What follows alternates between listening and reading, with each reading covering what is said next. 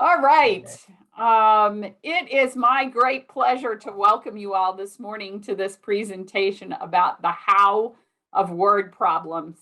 I know how much this can be a source of anxiety for parents. All of us who have offered support to families over the years at Demme Learning know that word problems can be probably the most stressful thing about mathematics instruction. So we have what we hope is lots of good information to share with you all today. We have lots of people who registered for this. So well over 125 people. We know that this was a topic that interested you all very much. So I am delighted to have the ability to welcome my colleagues today. And my name is Gretchen Rowe. My husband and I are the homeschooling parents of 6, 5 of whom are now college graduates and don't live with us. So my husband says, hey, we're winners in that capacity. The youngest in our household is a junior in high school. And although we no longer homeschool, I have to say the homeschool years were the most precious of all, and I wouldn't have traded them for anything. It's my pleasure today. We're going to play a little bit of alphabet. And so Amanda, if you will introduce yourself, and then Jody, and I assume that Lisa will have joined us by then. So I will look forward to welcoming you all. Amanda? Hi, I am Amanda Capps, and I am coming to you from Northwest Arkansas. I am a second generation homeschooler, which means I was homeschooled all the way through graduation, and I am currently homeschooling my own brood. I am the proud mother of 8 children. Yes, I did not misrepresent that. There are 8 of them, and they all belong to me. And I have graduated my first this past spring. So yay, there's a lot of feelings around that. And then I have them all the way down to a 1-year-old. So I have a wide range of kids, and I am currently homeschooling 5 of the 8. So that is fun. I've worked for Demme Learning and customer service for the last 11 years, supporting our customers and interacting with some of the most amazing people on the planet. So love it. Jody? I'm Jody, and I am coming to you from Pennsylvania. And I'm the mother of 6 children. I've graduated 5 of them, and my youngest is in high school. And we've gone kindergarten all the way through. Terrific. And Jody, how long have you been with us in this capacity? Oh, in this capacity, I've only been with Demme Learning for 1 year. But believe me, she brings a wealth of wisdom to the table. So we're really delighted to welcome her with us today. Lisa? Hi, I'm Lisa Chimento. I am a customer success consultant. God bless you. Here with Demme Learning. And I have been with the company probably about 15 or so years now, 4 years as full-time. And before then, I used to work summers with the conventions. I have 4 children. I homeschooled them for 25 years and graduated all 4. We used Matthew C for 24 of those years. And it has been a pleasure getting to know the customers that we work with every day and working with this team of really outstanding people. I will tell you all that Lisa has forgotten more about Matthew C than I will ever know. So she is a terrific resource, and it's a super great pleasure to have her as part of the customer success team. As we get started today, we have a lot of questions. So I think it's important for us to begin with a little bit of information about conversations that we have had in preparation for sharing with you. So I'm here to facilitate, and I'm going to ask these ladies to begin answering these questions for you all. I wonder if, Lisa, if you could begin with the conversation we had about word problems being a clue to a concept that's not understood when a child struggles with that. So if you could share that a little bit, that would be terrifically helpful. Yes, if your student is struggling with word problems, it may be that the concept is not understood. Like myself, there are many children out there who have great memories. they memorize their facts, and they memorize the process for solving a problem on paper. It's sort of like a puzzle or a game, and they're quick at it. But then when they go to do a word problem, they're stumped and they ask questions like, well, what am I supposed to do here? I see numbers, but I don't know what to do with them. If that's the case, it may be a clue that the underlying concept hasn't been understood. And one of the things that Matthew C. does anyway, is really tailored to those concepts. And that's where manipulatives really are powerful to help the student get a visual and a concrete representation of those numbers. So you might want to just go back and check, make sure that the student can explain the concept back to you. If you have manipulatives, ask them to use the manipulatives to show you the concept, or use any kind of physical thing to be able to work that out. But that's the first thing to check for. Absolutely. Amanda, could you elaborate a little bit on teach back and what that looks like? Because I know sometimes this is probably the best kept secret of a Matthew C. experience. Absolutely. So one of the hallmark ways that we like to gauge whether a student has actually mastered a concept is the teach back process. So prior to testing in Matthew C, prior to leaving lesson practice and working into the systematic review, we like to make sure that the student is really grasping the concept for that given lesson. And one of the most effective ways that we do that is having them teach the concept back to us, because we know as parents, we really struggle to teach something we don't understand ourselves. And so same with our kids. If they are not comfortable and confident in teaching that process back to you through the build it, say it, write it method, then chances are we need to spend a little more time really delving into the concept and maybe rewatch the video, reread and work through the build, say, write method with the practice problems, maybe generate some extra worksheets, which we do have that resource available on our website if need be.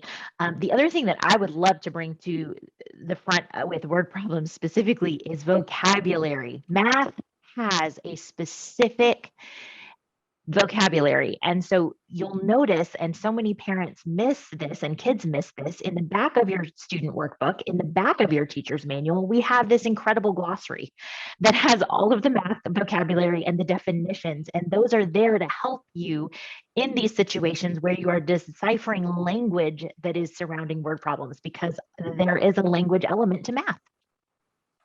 Absolutely. Jody, I wonder if you could elaborate a little bit on the discussion we were having earlier this morning about what happens with word problems when the parent already has anxiety about them. Can you talk about how we as parents can recognize our own anxiousness about word problems and help our students through that? Sure.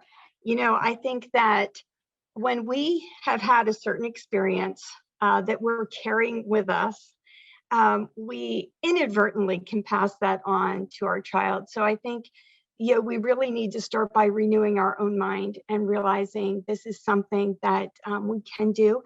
And I just applaud all the moms and dads that may be on this call, because they want to learn more.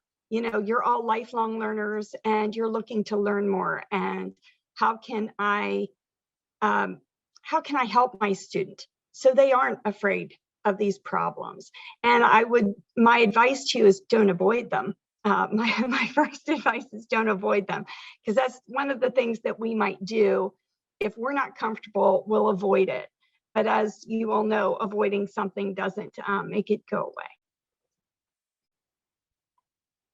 That's really true. And Steve Demme says often the reason that we do math is to solve real life word problems as adults. And if you find yourself being me, in the first years that I homeschooled, when my kids would have a word problem, I would actually say out loud, oh man, word problems, I hate word problems. I was programming my kids to hate them too. So if you can be honest with your children and say, you know what, I was not comfortable with word problems, but I want to be comfortable with word problems, so we're going to get there. That can be quite the game changer. I'm going to ask perhaps if Lisa can talk a little bit about how Matthew C. word problems are structured to actually engage with the manipulatives in that process. And I'm going to go get a tissue. Yeah, the manipulatives are introduced at the beginning of each of the Matthew C. lessons. Steve Demme has video lessons, and he demonstrates those concepts with the manipulatives. So he's already modeling for you what he wants you to know and to be able to do. And then in the workbook pages, there are word problems, and for many of them, you can use the manipulatives to teach right from the get-go. So don't be afraid to use those manipulatives, engage them with the word problems themselves. And just to add a note to something that Amanda said earlier with regard to the teach back, sometimes kids, depending on their age and their own verbal abilities, may not have the vocabulary right away to teach back. You can demonstrate that to them, just like Steve is demonstrating in the videos. You can demonstrate to your child. You know your children better than anybody on earth. So you know what their vocabulary is, what their conceptual understanding is. So you can use words that you know they understand and say, this is how I want you to teach it back to me. You can actually do it for them and demonstrate for them, and then have them do it back to you. And the use of those manipulatives is powerful because it gives a concrete representation. It brings a child's brain into that analytical mindset so that they've got something there to work with. I think that's really important to recognize the fact many of you said, how can I get my student to solve word problems independently? And the short answer to that is it's a learned skill. And we as parents really need to walk alongside our children, particularly with the word problems, until they're comfortable in that process. Jody, I wonder if you could address, we have the steps of solving a word problem. I wonder if you could start that and talk about how we as parents can help facilitate that process with our students as far as word problem solving is concerned. Sure. The first thing to recognize is that there are two skills needed as we attack word problems. We have our reading skills and our math skills. We need to separate those. Some students might not have the reading ability. You might have to read it to them. And you don't want to read it and be interrupting and trying to formulate the math problem at the same time as you're reading. So you want to separate those two skills, whether that means the student is maybe a proficient reader, so they can read it on their own. Let them just read it like a story.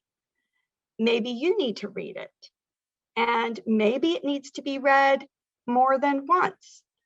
But take time for the reading portion separately. Give them that time to think about that, to comprehend it. They could even talk about it. So what's happening in this problem? Let them talk about it. Maybe they want to act it out. Maybe you need to keep them focused so you don't act it out. Once again, it goes back to your child best, but definitely start by reading the problem and focusing only on the reading portion to begin with. After that, you can start asking some what questions. So what do we know? What do we already know? And circle things. Maybe they're key words. Maybe there are some key numbers. So what do I know? Then, what do I need to find out? What am I being asked? And all of this is conversation.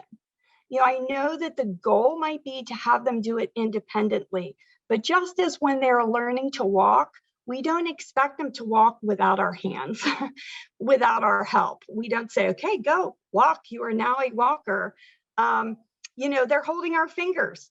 And first they're holding our hands and then it goes to our fingers. So just as it is in any other skill, we are going to start by doing a lot of hand holding, by maybe even kind of feeding them the answer a little bit, building up their confidence, letting them see, model for them, what questions do you ask yourself? And as you progress with your child, you will do less hand holding. It'll be more just the finger hold, and they'll be asking themselves those questions. And gradually, they will be doing it then on their own. So you ask yourself, what do I know? What do I need to find out? And what operation do I need to do that?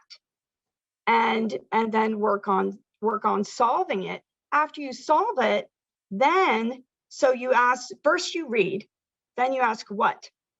What do I know? What do I need to know? What am I going to use to figure that out? And then after you work it out, you want to review, look at the answer, reveal the answer, have the big reveal, and then review. Were we on the mark? Were we not on the mark? And if we weren't, let's go back and figure out where we might have gone wrong. So in a nutshell. And Amanda, I wonder if you could elaborate. I know we in our document that we put together to collaborate, we talked about Sue's example of how to keep a creative kid from running it off the rails. I know you have very creative kids in your household. So can you talk about how do you guide a creative student to stay on task with the word problem so that they don't get off into the weeds? Sure. So we definitely have some kiddos in our situation that, have some attention and focusing challenges sometimes, and some days are worse than others.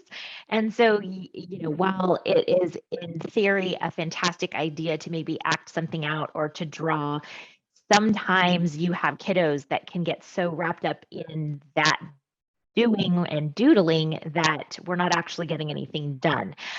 So that again is a really perfect opportunity for me as a mom to kind of guide and model and keep them focused and on track. I can really pay attention to what I'm asking them to do. I'm asking typically, my kiddos, the reading is really a challenge. And so a lot of times I'm going to be reading these out loud to them because the information just gets lost in the rigor of reading. So if you have a kiddo that has some reading struggles, or maybe they're not, their math level is higher than their reading level, those can be things that you can absolutely come alongside and guide and help with. And so, if I read it out loud, they're going to process it auditorily and they're going to instantly, latch on to the correct information. Whereas maybe if I were going to have them try to read it themselves, not that the reading isn't good practice, and I might have them do that, but if we're really actually going to be able to process and retain the information being read, I'm probably going to have to read it out loud to them so that it flows and that they're actually picking up on all of the information given. So I think, again, like Jody and Lisa have said, it really comes back to you as the parent being equipped with knowing what your students' strengths and weaknesses are, and then being able to guide and model in that situation to help them be the most successful in the situation. Absolutely. One of the things that I frequently have conversations with parents about is kids get panicked with word problems. And so they start looking for the numbers before they know what's really being asked of them. So Jody has a very accurate observation of what is being asked of you. And you as the parent have permission to use one of these, or allow your student to use one of these or one of these, and cross out the information that's extraneous. Word problems often contain information that isn't part of the solve. So help your children learn to discern what is important and what is not important. I think that's a great question. And ladies, Lisa, do you want to start with that? First of all, if you are working on a page in a workbook, and whatever lesson you're doing, and you've got a bunch of equations and then you've got a bunch of word problems, first things first, you can separate those. If you can have your child do the equations maybe in the morning and then take a break, because to dive right into the word problems, they may be already a little fatigued. And now they're having to do what Jody mentioned, more than one thing at a time. They're having to read, they're having to comprehend, and then transform a story into a math equation and solve it. So it's a good idea to take a break, come at it with fresh eyes. That's one thing. Another thing is Jody really laid out great steps. If you want to review those, I think they are ideal. They are really excellent. And keywords is another thing to think about here. And those keywords are things to learn to recognize. I once did a really cool Google search in Google Images, and I just said word problem tips. And I was amazed at the number of beautiful charts that parents and teachers have created there for keywords. And here's my suggestion to you. Don't make one. Make your children make one, because if you make it for them, then all you're giving them is a visual. And for a child that isn't already a strong visual learner, that's not going to help them much. But if they put their hand to it and make it themselves, they won't forget what they have written there. So pay attention to what kinds of keywords. And we have, there are lots of great ideas out there on the internet. But when you encounter a word problem that is saying, how much in all? What is the total? What is the sum? Those are addition keywords. What's the difference? How many are left over? Those are subtraction keywords. When they get into fractions later on and they see that magical word of, it means multiply, 15% of, 1/3 of, that's a multiplication keyword. So get a list of those kinds of keywords that really help specify and help your child learn to recognize those keywords whenever they encounter a word problem. And I absolutely suggest having them make a chart for themselves. It will stick really well. If you haven't already, and if you're using Matthew-C in the instruction manual, there are word problem tips in the back of every single book. There is a master index that has all of the level information for either all of the elementary levels or all of the upper levels. And then there is a separate index for that particular level. This is the Delta book where we're dealing with division. And in the back, in the index, you'll see word problem tips. For the levels Delta, Epsilon, and Zeta, there are actually additional word problems in the instruction manual, in addition to those that are in the workbooks. So at the end of 4 lessons in Delta, Epsilon, and Zeta, you can get additional word problem practice for your students. Jody, I wonder if you could address the conversation that we had in talking about how essential it is to make sure that a student understands what's being asked of them and that their foundational skill sets are tight. I know you brought this up last week, that sometimes the word problems are a struggle because the kids are caught in the process of not having a strong foundational skill set. And I think Amanda touched on this earlier, that sometimes the difficulty in solving these mysteries, I used to call them mysteries. We would be detectives, math detectives, and in trying to renew their minds, calling it the fun part, where we get to solve these mysteries. But sometimes these mysteries stumped us because we didn't have the skills to solve the mysteries. And so when you're doing it with your student, that will become apparent to you. And then that's when you can park yourself, press the pause button, and you make sure that you have reached mastery before you continue on. That's very important. So we do take the mastery approach because math does build on itself, and it's important to master one skill before you add on to it. But if you're doing that with your student, I think that will become readily, apparent to you. You'll know that it is the skill. You'll see them counting, or as you're talking out the problem, you'll recognize that it was the actual computation that tripped them up. But I have found it is awfully fun to treat it as a mystery and to be detectives. I think you've given us a good framework to reframe what might be something that's anxiety provoking. Amanda, could you talk just very briefly a little bit about why those foundational skill sets are so essential, particularly when it comes to word problems, so that the student stays engaged in the process? Absolutely. I mean, anything that distracts from the process for example, counting. I mean, if we're taking the time and we're okay, what number did I start with? And then we're counting on our fingers, or we're trying to count in our heads, or we're trying to count objects.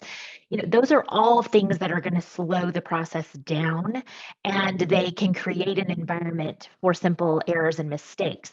The more mastery and consistency and accuracy and speed with which we know our foundational skills, our addition, our subtraction, our multiplication, our division, the better, the more confident and the faster we're going to be when we approach these more complex or more multi-step problems in word problems. And I can tell you for a fact, just from a personal experience, I mean, my dad used to love to get us in the car and we'd be trapped and he would start throwing word problems at us.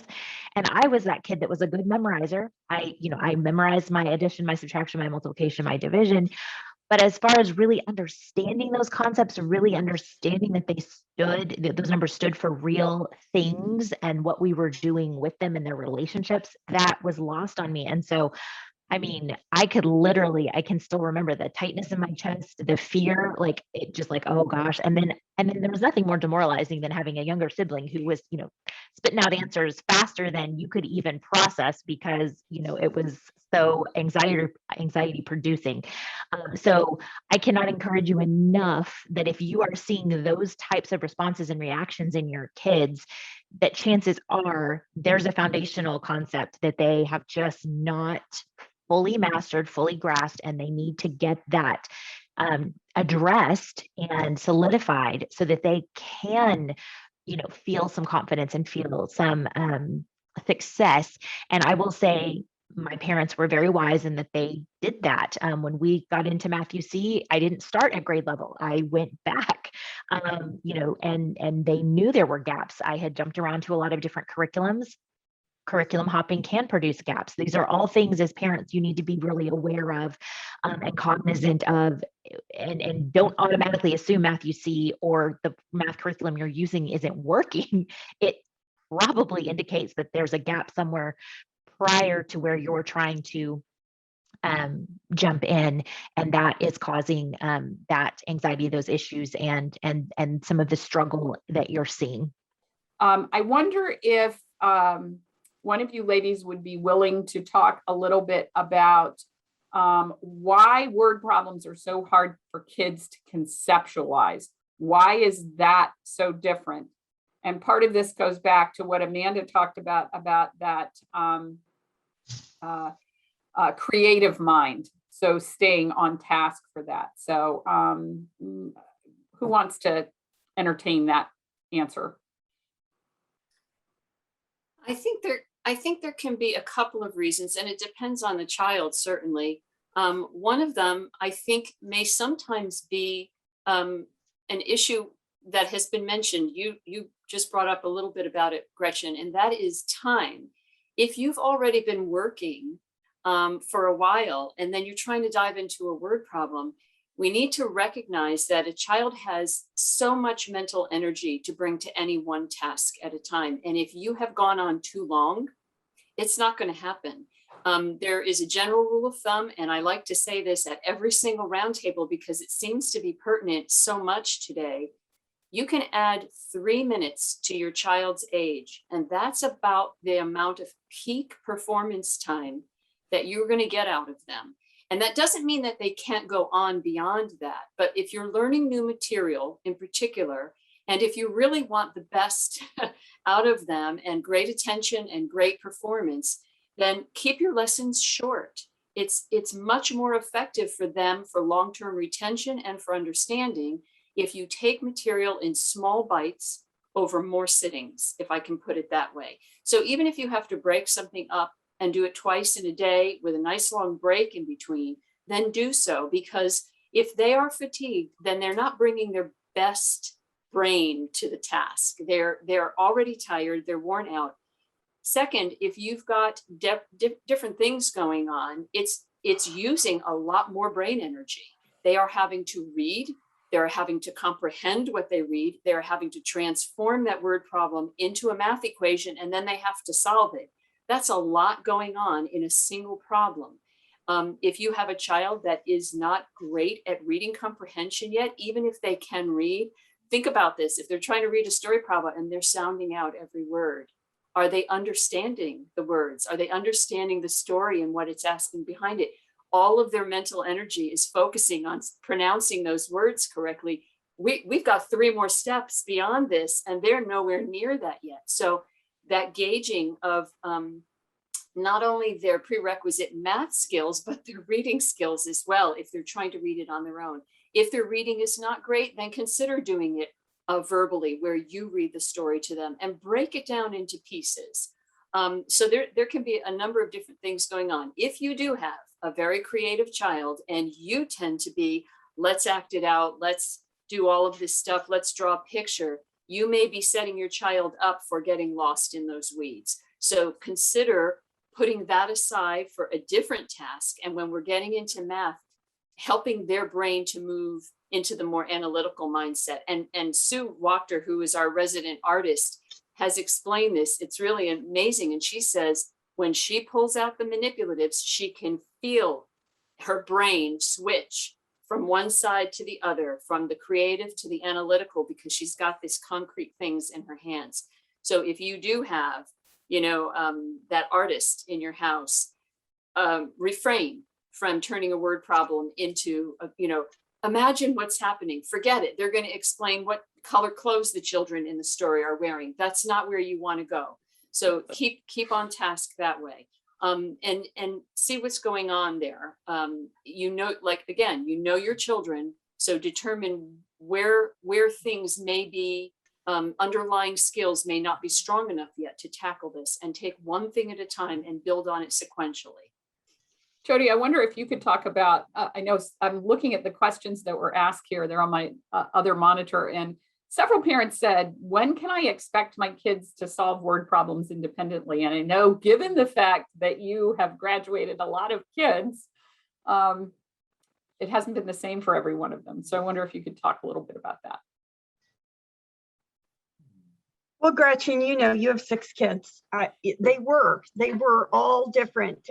Some of them, were right there in beta, and they would just pull out the blocks, the representations, and they would be able to run with it. And I had another student in high school. I was still having conversations.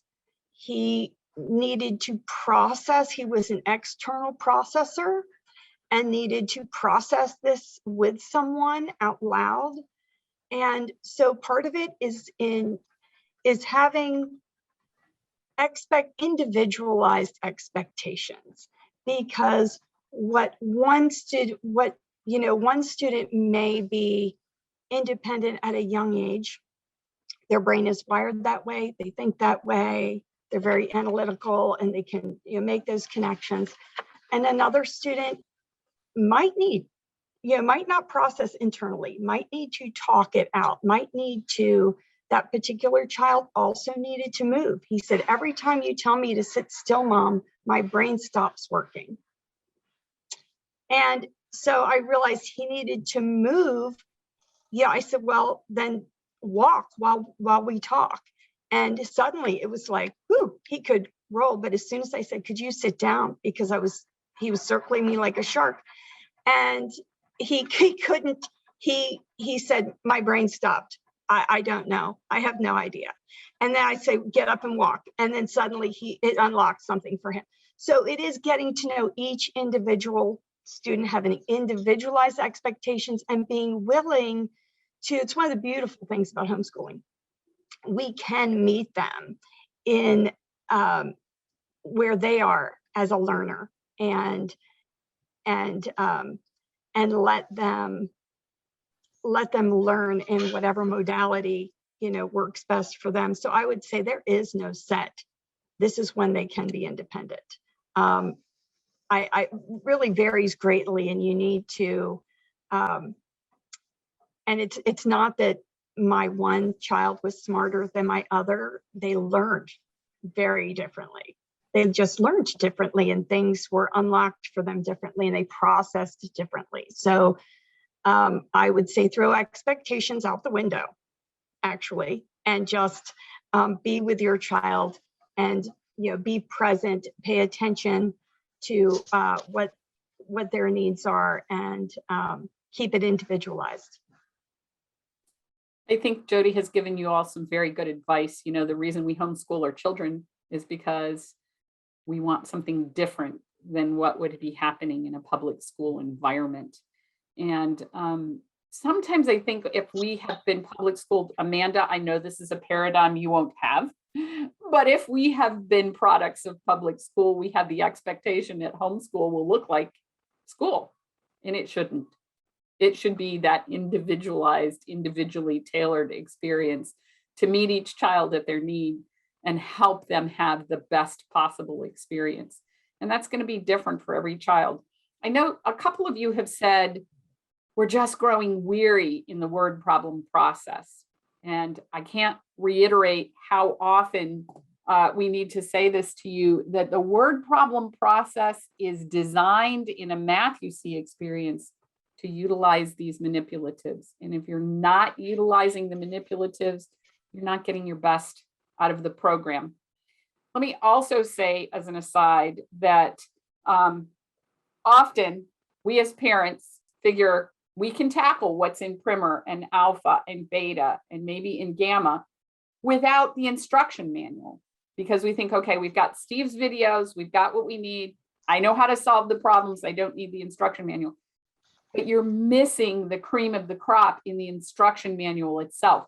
There are helpful supports and mental math configurations that help you make that process easier. So please bear in mind that Math-U-See instruction is twofold.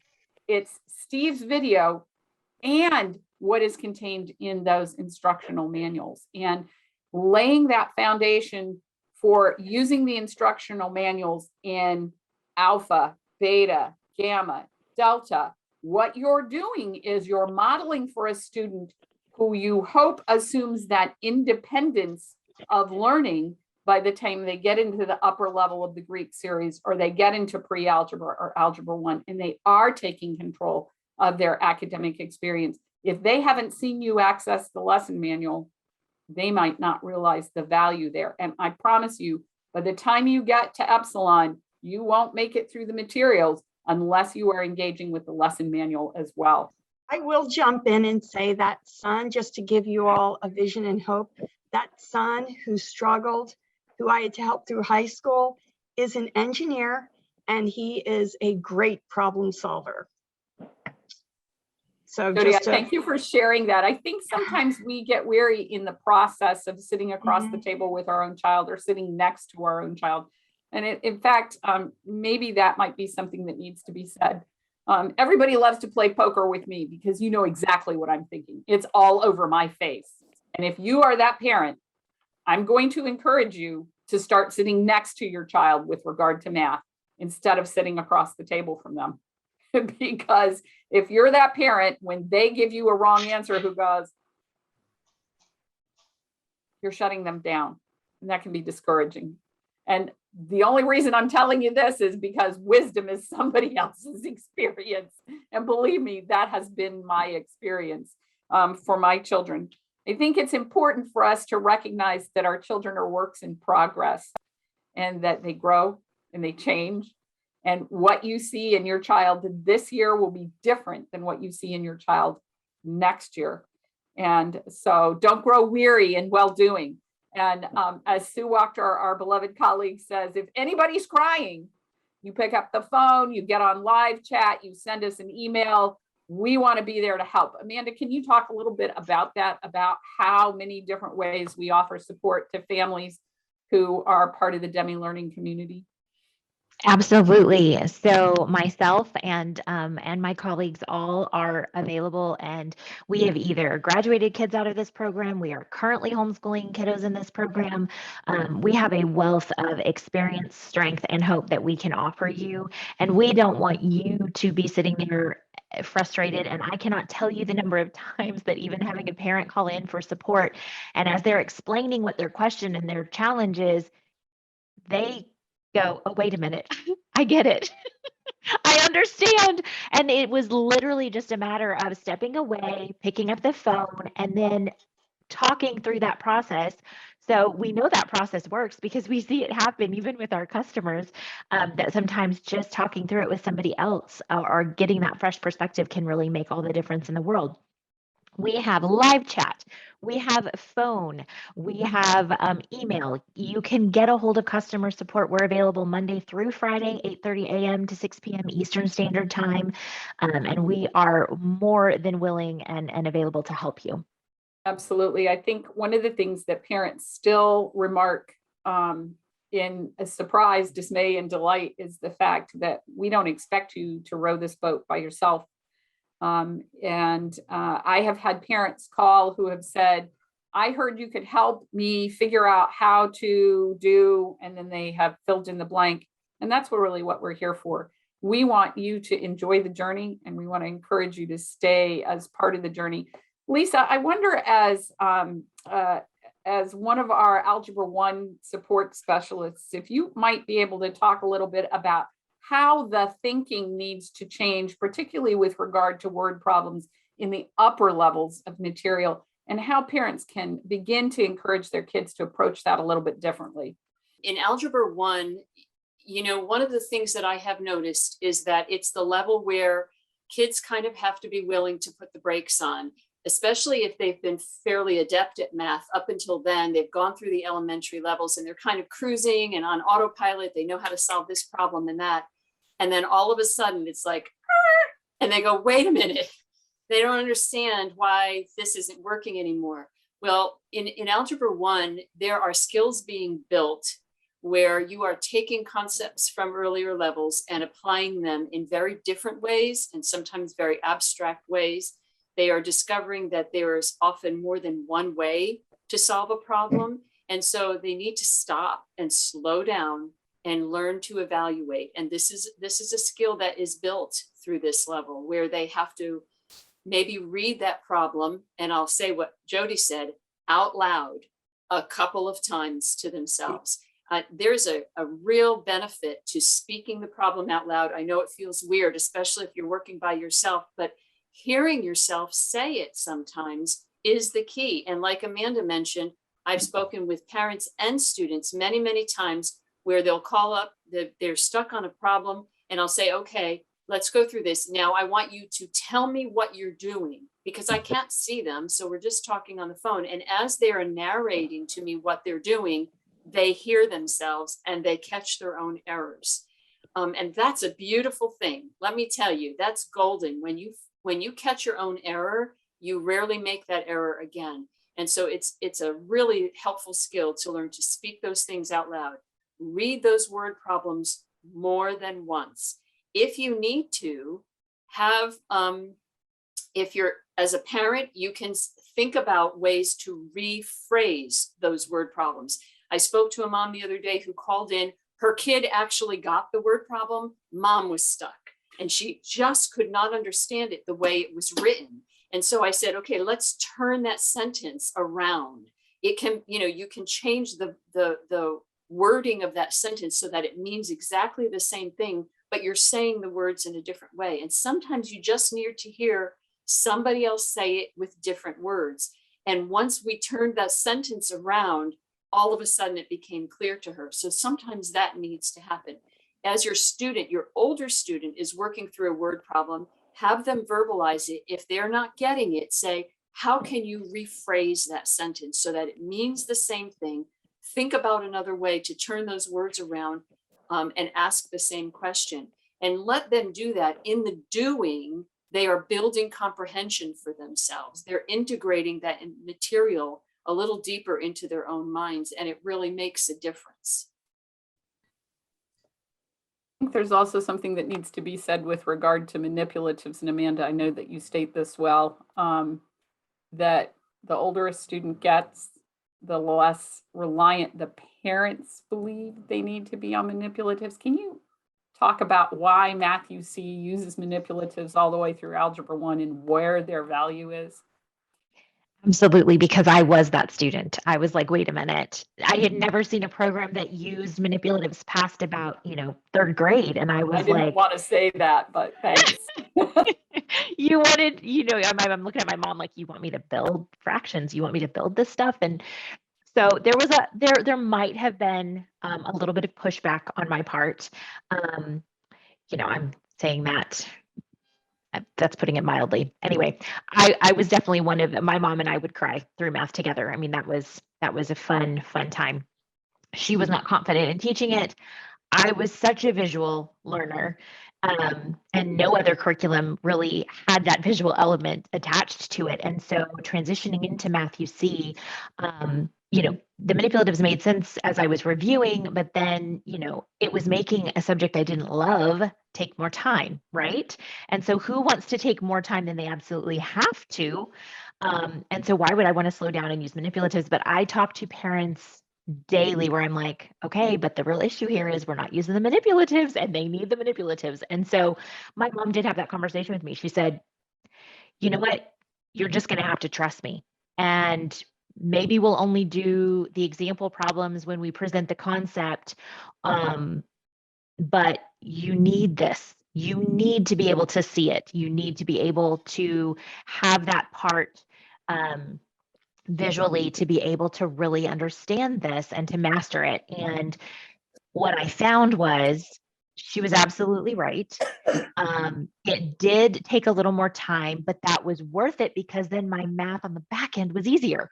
I wasn't struggling. I wasn't missing things, and I wasn't frustrated. And so those are conversations I have with parents. And sometimes I have a parent that puts a student on the phone and says, okay, tell them your story, make them listen to me, and have a good attitude about this. And I mean, while I cannot say I'm an attitude whisperer, because I have 8 people in my family that prove I'm not always on top of that game.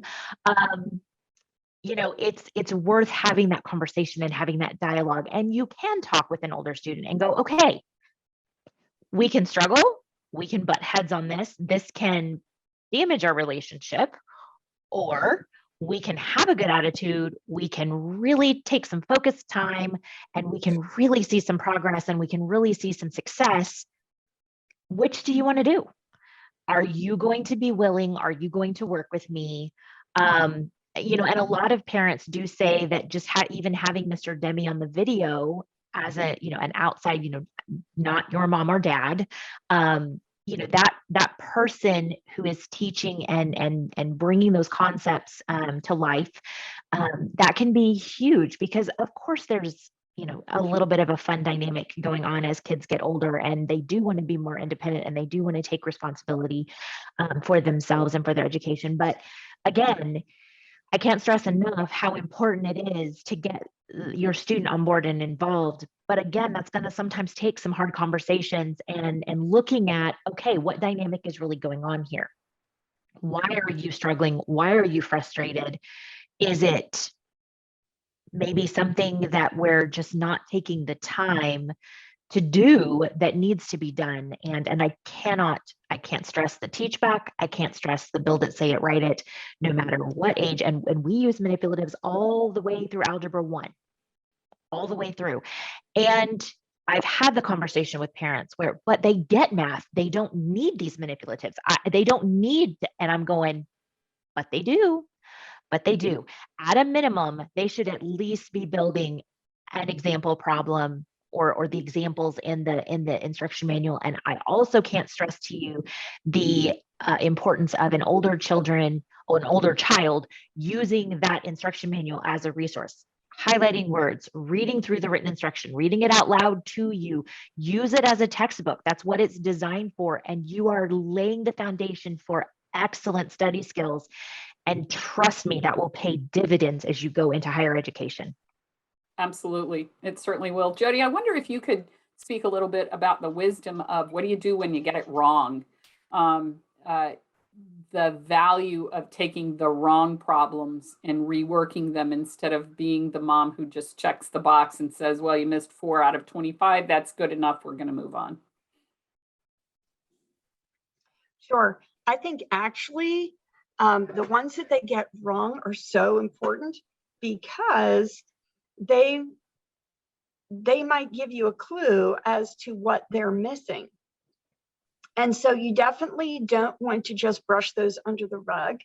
And it helps to say, let's revisit those. You might find out it was one of those things that, oh, what? I did that? I did what? And they know right away because it was, they just had one of those brain moments. Or you might discover, before moving on, you might discover, oh, there's something they don't understand. Let's help them now before they move on. That's why I also want to stress correcting those pages as you do them instead of waiting till the end of the week and correcting them all at once, which I have been guilty of. I'll confess, confessions of a homeschool mom here. I've been guilty of that. But the problem with that is then they make the same mistakes every day. And you go, oh, I could have caught that on Monday. I could have caught that Tuesday instead of, oh, it's Friday. And now I go, whoa, okay, we have a problem. And now we have to get out a blank notebook and work out some of these problems together.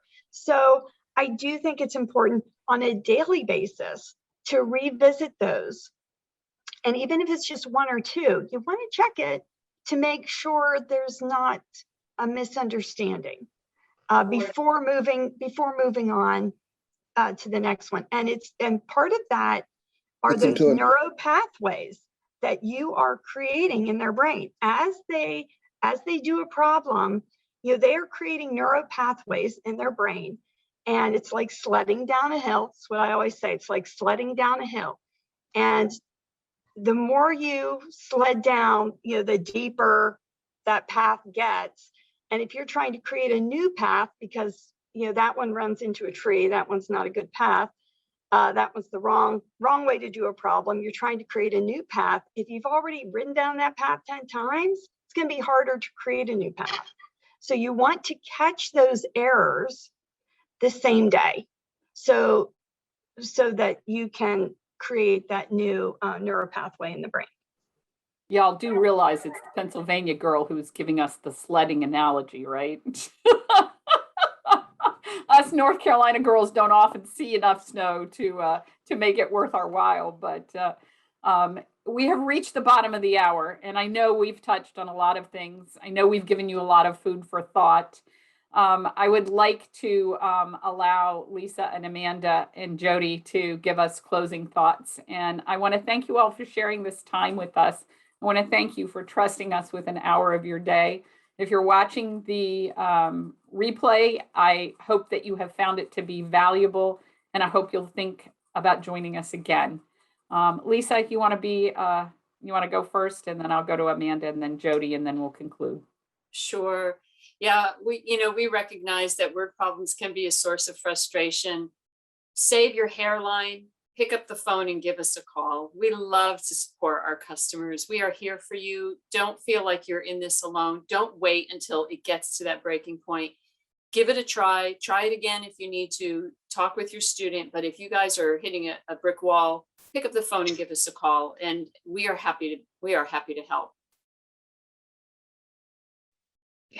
I would just like to say, that a lot of times there's a difference between a child who is maybe struggling with word problems and a child who has a legitimate learning challenge. And those need to be approached differently. So if you as a parent are noticing things consistently, frustration, anxiety, tears, we're doing all of the processes and things just aren't working. There could be something a little more involved going on, and there's no shame in that. There's no problem in that. But we do need to approach things differently if that is the case. And there might need to be some testing, and there might need to be some different strategies put in place. And so do find other moms, reach out for other resources. There are so many books, documentaries, and other things like that available out there if you have specific labels, dyslexia, ADD, ADHD, dysgraphia, dyscalculia. Those are all things that are very real and very impactful to your educational experience. And so don't be afraid to delve into that world to getting your kids the support that they need. Boy, I have to follow those two. I would say, homeschooling is a lot like steering a ship. You have to watch and you have to readjust to stay on course. We cannot just hit autopilot and expect to reach our destination. And I guess one thing I want to leave you with is I would encourage each one of you to reflect on the environment you're creating at home, because I have found for my own kids that more learning takes place in a positive, uplifting atmosphere, one where making mistakes is expected. It's like, ooh, we get to learn something new, it's not something that it's like, I don't want to make a mistake, or that's bad to make a mistake. So we create the atmosphere in our homes. And the great thing is we can change the atmosphere. Anytime we want, we can change the atmosphere. So it doesn't matter if maybe you've had a more oppressive atmosphere, because maybe that's how you grew up and what you knew. Doesn't matter, because you can decide what atmosphere you're going to bring into your home. And even if every moment is a new moment, that's what we say around here. Every moment's a new moment. So I would just encourage you to create a relaxed, encouraging atmosphere for your child, because the more relaxed they are, the easier it will be for them to learn, and you'll all have more fun. Thank you all so much for taking the time to join us today. We take this privilege of your time very carefully, and we plan well to be able to offer you benefit in the joy of your journey. Thanks so much for being with us today. We hope we see you again soon, and have a wonderful day, everyone. Take care.